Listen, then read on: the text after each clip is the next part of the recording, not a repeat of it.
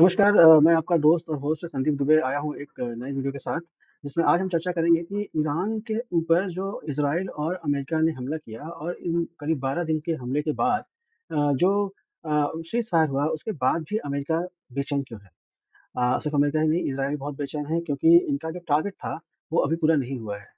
जी हाँ, दोस्तों seize fire के नाम पे मैं इसको चाल ही कहूँगा कि अमेरिका और इज़राइल ने वहाँ के जो बड़े नेता सुप्रीम लीडर जिसको कहा जाता है, अयतुल्ला खामनेई उनसे जब कोई बात नहीं बन पाई तो अंतिम में इन्होंने सीज़ फायर की बात की, वहाँ संदेश दिया और वहाँ से जब हरी झंडी मिली उसके बाद दोनों पक्षों ने काफ़ी मान मनौवल के बाद सीज़ फायर कर लिया।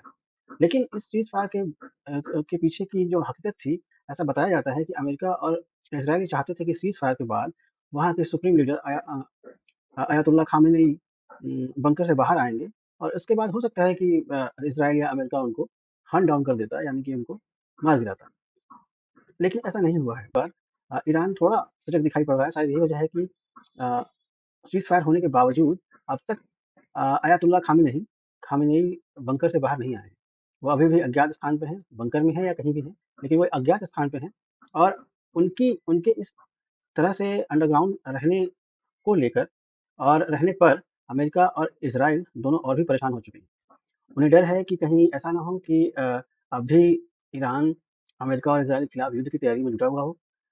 यहाँ गौर-तलब करने वाली बात ये है कि पिछले दिनों जो ईरान के परमाणु प्रतिष्ठानों पे अमेरिका और इज़राइल ने हमला किया था, उसका भी कोई ख़ास असर ईरान के इन परमाणु प्रतिष्ठानों पर नहीं पड़ा है। खुद ईरान ये दावा हालाँकि पहले तो ईरान ने ये दावा किया था कि कोई कोई असर नहीं हुआ है। बाद में ईरान ने शायद इस मंशा के साथ कि अमेरिका और इज़राइल को भ्रमित रखा जाए, उन्होंने कहा कि थोड़ा बहुत नुकसान हुआ है।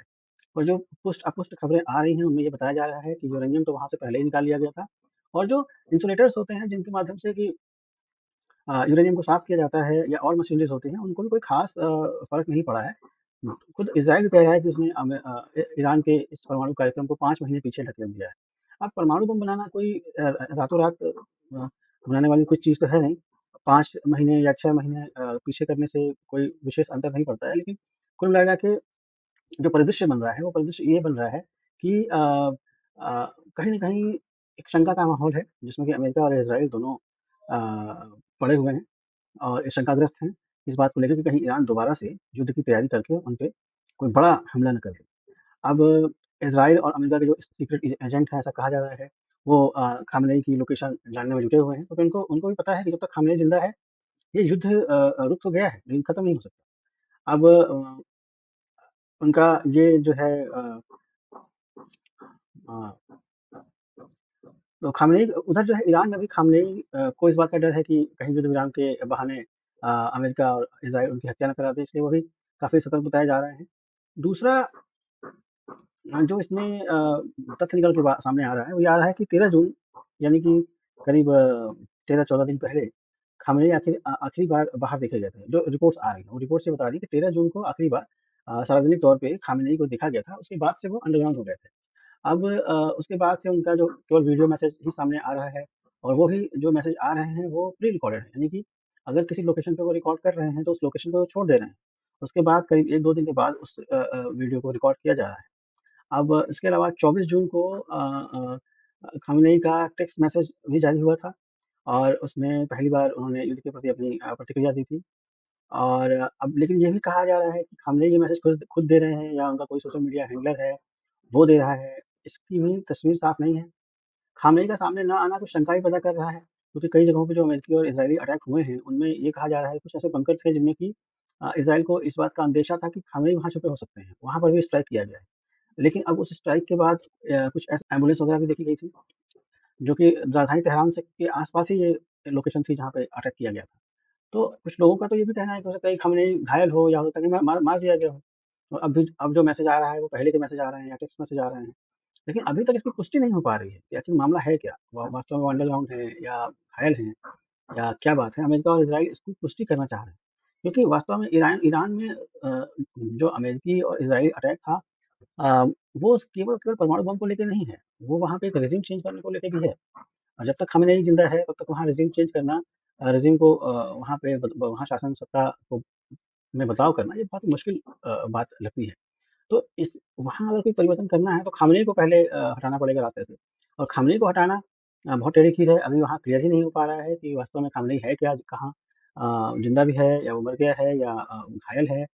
तो इसी बीच में 4 नए उत्तराधिकारियों की घोषणा भी कर दी गई थी बीच में। तो कुल मिला-मिला के अभी अमेरिका ये मान के चल रहा है कि खामनेई अभी ज़िंदा है और वो अंडरग्राउंड है। तो इस मैसेज के ऊपर ही काम हो रहा है वहाँ पे और उसकी लोकेशन को पता करने की कोशिश की जा रही है। कुछ लोग ये भी कह रहे हैं कि जब तक खामनेई का की लोकेशन नहीं मिल जाती तब तक ये सीज़फायर है। जैसे ही खामनेई की लोकेशन मिल जाएगी उसी दिन दोबारा से युद्ध शुरू हो जाएगा, उस खामनेई को मारा जाएगा और अगले चरण की कार्रवाई शुरू की जाएगी जिसमें ईरान में मूल रूप से सत्ता परिवर्तन की बात है। वो एक बड़ा लक्ष्य है। अच्छा, खामनेई इस बीच में जो खामनेई ने अंडरग्राउंड रहते हुए अपनी सेना को लगातार मैसेज भी दिया है, युद्ध के लिए भी उन्होंने सारे निर्देश दिए हैं। जो बड़े निर्देश दिए हैं उनमें वीडियो निर्देश संदेश आया है मूल रूप से। तो उसमें खामनेई ने साफ कहा कि युद्ध विराम करना इज़राइल की हार है और दूसरा अ, इज़राइल खत्म हो जाता अगर अमेरिका उसे बचाने नहीं आता। यानी कि ईरान ने इज़राइल के ऊपर जितने बैलिस्टिक मिसाइल मारे, उसके बाद इज़राइल का अपना अस्तित्व संकट में आ गया था, लेकिन अमेरिका उसे बचाने के लिए आया। तीसरे संदेश में उन्होंने अयातुल्लाह खामनेई ये भी कहते हैं कि हमले में परमाणु ठिकानों को कोई नुकसान नहीं हुआ। चौथा जो संदेश उनका था, वो था कि ईरान की सेना और ईरान के लोगों की इस पूरे युद्ध में जीत हुई है और ईरान कभी हार नहीं सकता। उनका 5वां और आखिरी जो संदेश है, जो उन्होंने वीडियो जारी करके कहा है, वो ये कहा है कि अल उदैद बेस पर हमला करके उन्होंने अमेरिका को भी जवाब दे दिया है कि वो किसी से दबने वाले नहीं हैं। वो अमेरिका को भी मार सकते हैं, इस पे हमला भी कर सकते हैं। अब अयातुल्ला अपने संदेश में ये भी कहते हैं कि ईरान की तरफ से यहूदियों ने आँख उठाने की कोशिश की है, ईरान की ओर जो यहूदियों ने आँख उठाने की कोशिश की है, उसका हर तरह से जवाब दिया जाएगा। अब इस तरीके की जो भी मैसेजिंग की जा रही है, जो भी संदेश दिया जा रहा है, वो कहीं न कहीं यही माना जा रहा है कि ईरान की जनता के बीच में अयातुल्ला खामेनेई अपने शासन के को लेके एक विश्वास पैदा करने की कोशिश कर रहे हैं, क्योंकि जनता में ये मैसेज तो चला गया है कि अमेरिका और इज़राइल ने ठीक से कुटाई की है। तो अब जब ठीक से कुटाई की है, तो उनका मोराल हाई रहे, उनका आत्मविश्वास न डिगे, सेना में भी वो चीज़ें उनका आत्मविश्वास जो है उनका बना रहे, उसको लेके इस तरीके के संदेश दिए जा रहे हैं। दूसरा एक चीज़ और भी गौर करने वाली है कि शायद मीडिया चैनल्स ने या और लोगों ने इसको गौर किया या नहीं किया, लेकिन जो भी वीडियो संदेश आ रहे हैं अयतुल्ला खामेनी के, उसमें जो जिस व्यक्ति को अयतुल्ला खामेनी के तौर पे दिखाया जा रहा है, वो कहीं न कहीं ऐसा लगता है कि वो जैसे डुप्लीकेट कॉपी होती है किसी की, क्योंकि बॉडी डबल की बात की जाती है, तो कहीं न कहीं वो बॉडी डबल टाइप का आदमी लग रहा है। तो अयतुल्ला खामेनी पूरी तरह से लग नहीं रहा है, उसको जैसे लगता है कि मेकअप करके किसी व्यक्ति को अयतुल्ला खामेनी बना दिया गया। तो अमेरिका इसकी भी जाँच कर रहा है कि आखिर मामला क्या है, ये वीडियो में दिखने वाला शख्स जो है, ये वास्तव में अयतुल्ला खामेनी है या उसका कोई बॉडी डबल है। तो इन सब विषयों के ऊपर काफ़ी गहन चिंतन अमेरिका कर रहा है और अपने एजेंट्स को लगा के अयतुल्ला खामेनी को सर्च करने की कोशिश कर रहा है। तो आखिर में आइए जानते हैं जो उन मुख्य वजहों के बारे में एक बार और उस पे चर्चा कर लेते हैं कि कौन-कौन सी मुख्य वजहें हैं जिनकी वजह से अमेरिका को अयतुल्ला खामेनी की तलाश है। तो पहली वजह है कि इज़राइल खामेनी को हर कीमत पे खत्म करना चाहता है, क्योंकि इज़राइल मानता है कि जब तक खामेनी ज़िंदा है, इज़राइल का अस्तित्व संकट में है। दूसरा, अमेरिका खामेनी का शासन खत्म करना चाहता है, यानी कि वहाँ रेज़िम चेंज करना चाहता है। तीसरी जो मेन वजह है वो ये है कि ट्रम्प खामनेई विरोधियों के हाथ में सत्ता सौंपना चाहते हैं।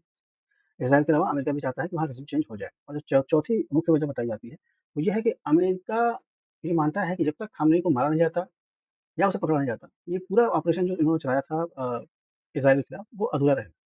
पाँचवीं मुख्य वजह ये है कि अमेरिका खामनेई का खात्मा करके वहाँ परमाणु कार्यक्रम को ध्वस्त करना चाहता है और इसके अलावा ये भी जानना चाहता है कि ईरान को परमाणु बम बनाने को लेकर किन-किन देशों ने उसकी सहायता की। जो आखिरी में जो अमेरिका और इज़राइल चाहते हैं, वो ये चाहते हैं कि ईरान का खात्मा करके खामनेई का खात्मा मतलब ईरान का खात्मा। ईरान का खात्मा करके वो पूरे मिडल ईस्ट को दिखा सकें कि देखो, चाहे कितना ही बड़ा देश क्यों ना हो, अगर इज़राइल चाह जाएगा और अमेरिका चाह जाएगा, तो उसको हम नष्ट कर देंगे। और इस पूरे कार्यक्रम के तहत एक बार फिर से वो जो तेल की राजनीति है, संसाधनों पे कंट्रोल करने वाली बात, पूरे मिडल ईस्ट में सारे अरब देशों को डरा के रखना और तेल का जो साम्राज्य है, जो इकोनॉमी है, उसपे अपना आधिपत्य स्थापित करना। ये अमेरिका की और इज़राइल की एक सोच है, जिसके तहत वो काम कर रहे हैं।